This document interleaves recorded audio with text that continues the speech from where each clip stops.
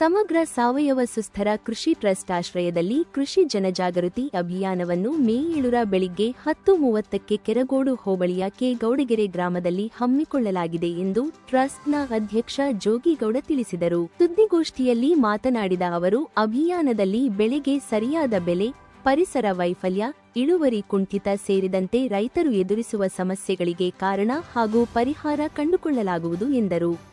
ಕೃಷಿ ಮಾರುಕಟ್ಟೆ ವ್ಯವಸ್ಥೆ, ಸಮಗ್ರ ಕೃಷಿ, ಸರ್ಕಾರದ ಸೌಲಭ್ಯಗಳ ಬಳಕೆ ಸೇರಿದಂತೆ ಹಲವು ವಿಚಾರಗಳನ್ನು ರೈತರ ಮುಂದೆ ತರುವುದು, ಹಂತ ಹಂತವಾಗಿ ಕೃಷಿಯ ಬಗ್ಗೆ ಜ್ಞಾನ, ಸಮಗ್ರ ಕೃಷಿ ಸಂಬಂಧಿತ ಮಾಹಿತಿ ಹಂಚಿಕೊಳ್ಳುವುದರೊಂದಿಗೆ ಗ್ರಾಮ ಪಂಚಾಯಿತಿ ಮಟ್ಟದಲ್ಲಿ ಬೇಸಿಗೆ ಶಿಬಿರ ಪ್ರೋತ್ಸಾಹಿಸಿದ ಜಿಲ್ಲಾ ಪಂಚಾಯಿತಿ ಸಿಇಒ ಕೆಆರ್ ನಂದಿನಿ ಅವರನ್ನು ಅಭಿನಂದಿಸಲಾಗುವುದು ಎಂದು ಹೇಳಿದರು.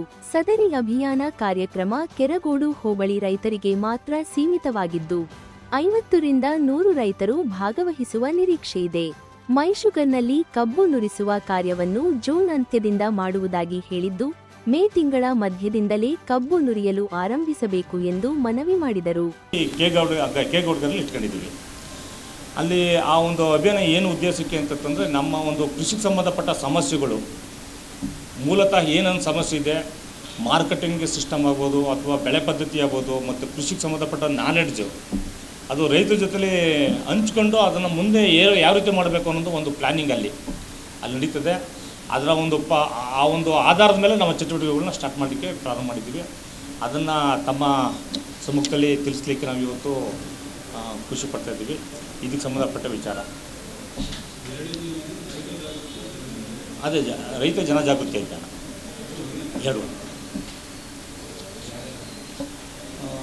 ಯಾರಿಲ್ಲ, ಇಷ್ಟು ವಿಷಯ ತಮ್ಮಣ್ಣವರು ಅಂದ್ಬಿಟ್ಟು.